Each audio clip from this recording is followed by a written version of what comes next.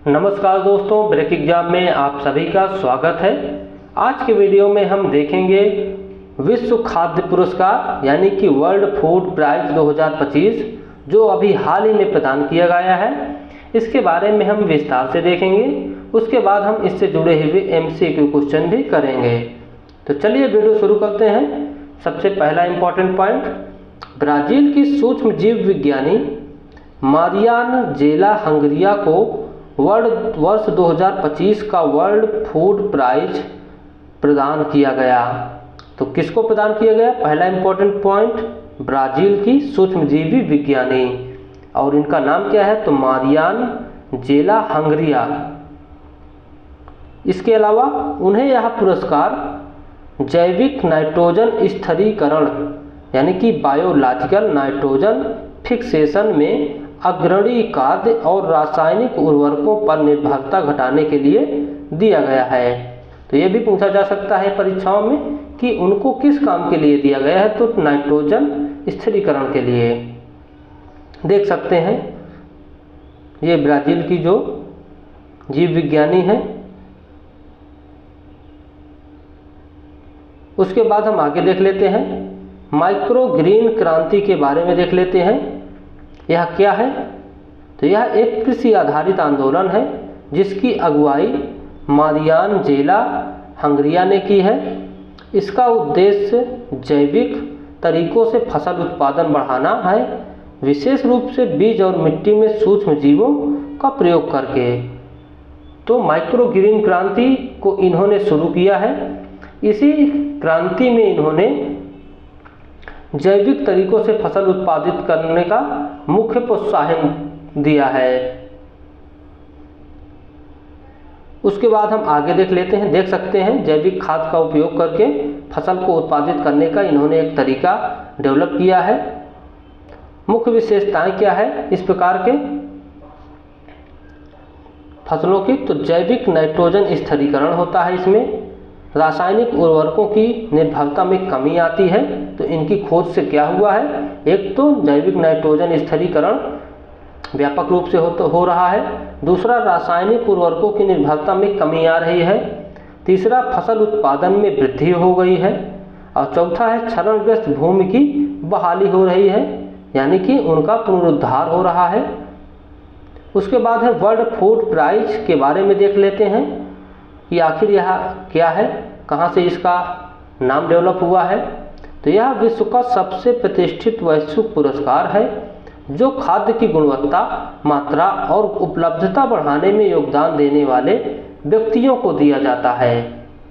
तो स्थापना 1986 में नोबेल पुरस्कार विजेता नॉर्मन बोरलॉग द्वारा इसकी की गई थी। तो विश्व खाद्य पुरस्कार की स्थापना नोबेल पुरस्कार विजेता नॉर्मन बोरलॉग द्वारा 1986 में की गई थी। प्रारंभ में जनरल फूड्स कॉरपोरेशन ने समर्थन किया। यह पुरस्कार वर्ल्ड फूड प्राइज फाउंडेशन द्वारा प्रशासित किया जाता है। मुख्यालय कहाँ है? तो hall of laureates Des Moines, Iowa, America में है। तो याद रखिएगा इसका मुख्यालय कहाँ पर है? तो वर्ल्ड फूड प्राइज का मुख्यालय है ये है डेस मोइन्स, अमेरिका में है। उसके बाद पहला पुरस्कार देख लेते हैं। तो वर्ष 1987 में भारत के डॉक्टर MS स्वामीनाथन को मिला जो भारत की हरित क्रांति के जनक माने जाते थे। तो इसलिए इनको यह पुरस्कार प्रदान किया गया था। पुरस्कार के घटक क्या हैं? तो लगभग $5 लाख नगद यानी कि 4,15,00,000 डॉलर इसमें पैसा मिलता है। तो इसमें पुरस्कार के रूप में 4,15,00,000 रुपए या फिर $5 लाख इसमें नगद धनराशि दी जाती है। डिप्लोमा दिया जाता है, यादगार शिल्पकृति दी जाती है। प्रतिवर्ष यह पुरस्कार डेस मोइन्स में प्रदान किया जाता है। अगला इंपॉर्टेंट पॉइंट है, यह पुरस्कार किन क्षेत्रों में योगदान देने वाले व्यक्तियों को प्रदान किया जाता है? तो पहला है कृषि, दूसरा है पोषण, तीसरा है खाद्य प्रौद्योगिकी, चौथा है नीति निर्धारण, पांचवा है मृदा विज्ञान और छठा है भूख मिटाने के प्रयास के लिए भी यह पुरस्कार दिया जाता है।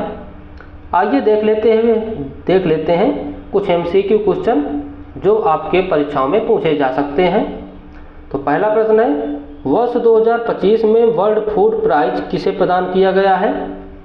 तो इसका सही जवाब क्या है? ऑप्शन सी, मारियान जेला हंगरिया को वर्ष 2025 में यह पुरस्कार प्रदान किया गया है।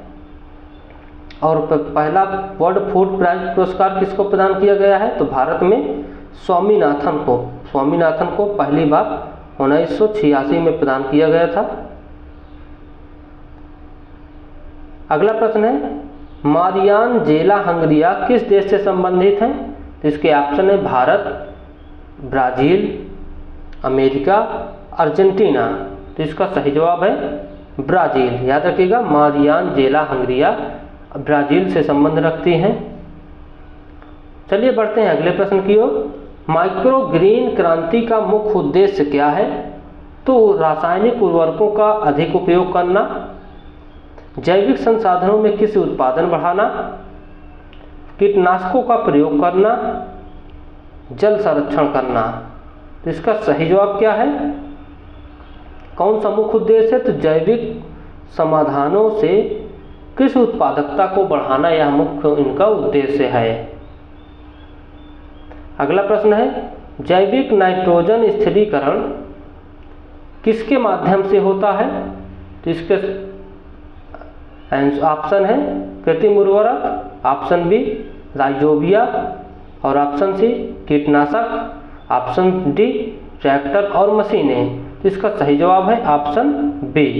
याद रखिएगा, राइजोबियम बैक्टीरिया होता है, उसके द्वारा भी नाइट्रोजन स्थिरीकरण होता है। चलिए बढ़ते हैं अगले प्रश्न की ओर।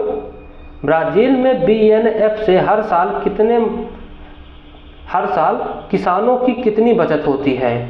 तो ब्राज़ील में हर साल BNF से कितने किसानों की बचत होती है? तो कितनी बचत होती है किसानों की? तो 40 बिलियन। याद रखिएगा, $40 बिलियन बचत होती है किसानों की हर वर्ष। ऑप्शन सी इसका बिल्कुल सही जवाब है।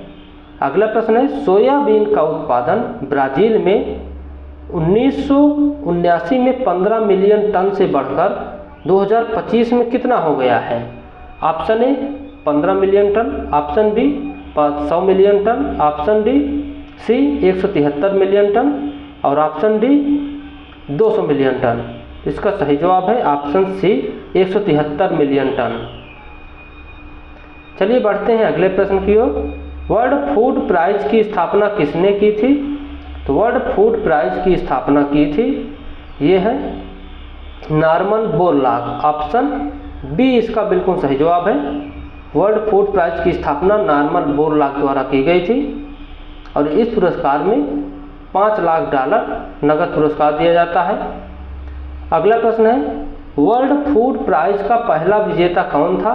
तो इसके ऑप्शन है मारियान जेला हंगरिया, option B Norman Borlaug, option C MS Swaminathan, और ऑप्शन डी वांगारी माथाई। तो इसका सही जवाब क्या है? ऑप्शन सी MS स्वामीनाथन को यह पुरस्कार पहली बार प्रदान किया गया था। अगला प्रश्न है, वर्ल्ड फूड प्राइज किस शहर में प्रदान किया जाता है? तो वर्ल्ड फूड प्राइज किस शहर में प्रदान किया जाता है? इसके ऑप्शन है न्यूयॉर्क, ब्राज़ीलिया, डेस मोइन्स, आयोवा, जेनेवा। तो इसका सही जवाब है डेस मोइन्स, आयोवा, ऑप्शन सी। चलिए बढ़ते हैं अगले प्रश्न की ओर। वर्ल्ड फूड प्राइज में कुल कितने नगद धनराशि दी जाती है? तो इसका सही जवाब क्या है? $5 लाख। ऑप्शन सी बिल्कुल सही जवाब है, यानी कि $5 लाख बराबर 4,15,00,000 रुपए नगद धनराशि इनको दी जाती है। तो चलिए दोस्तों, मिलते हैं फिर से नए वीडियो में, तब तक के लिए थैंक यू, बाय।